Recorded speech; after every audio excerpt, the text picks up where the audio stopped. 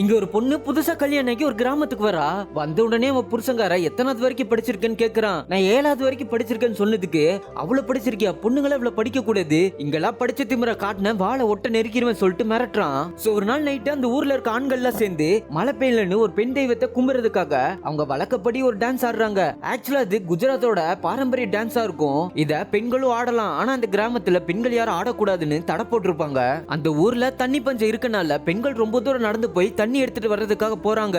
அப்ப அங்க 1.5 வருஷம் கழிச்சு ஒரு விதவையான பொண்ணை வீட்டை விட்டு வெளியே அனுப்பி தண்ணி எடுக்க அலோவ் பண்ணிருப்பாங்க. இந்த பொண்ணு அவங்க கிட்ட போய் எப்படி இருக்கீங்க எல்லாரும் கேட்டா ஒருத்தர் கூட மவுங்க கொடுத்து பேசவே மாட்டாங்க. ஹீரோயின் பேச போனா கூட அங்க இருக்கிறவங்க எல்லாம் அவ கிட்ட எல்லாம் பேசக்கூடாதுன்னு சொல்லிட்டு ஹீரோயினை பேசவே விட மாட்டாங்க. இப்படி இருக்க ஒரு நாள் தண்ணி எடுக்க போகும்போது ஒரு ஆள் விழுந்து கிடக்குறான். தண்ணி கொடுத்தா பொழைக்கிற நிலைமையில தான் இருக்கான். ஹீரோயின் தண்ணி கொடுக்கலான்னு போகும்போது தண்ணி கொடுத்தா சாமி குத்தாகிடும், நம்ம புருஷனை தவிர வேற எந்த ஆண்களையும் பார்க்கவோ பேசவோ கூடாது, தண்ணி கூட கொடுக்க கூடாதுன்னு சொல்றாங்க.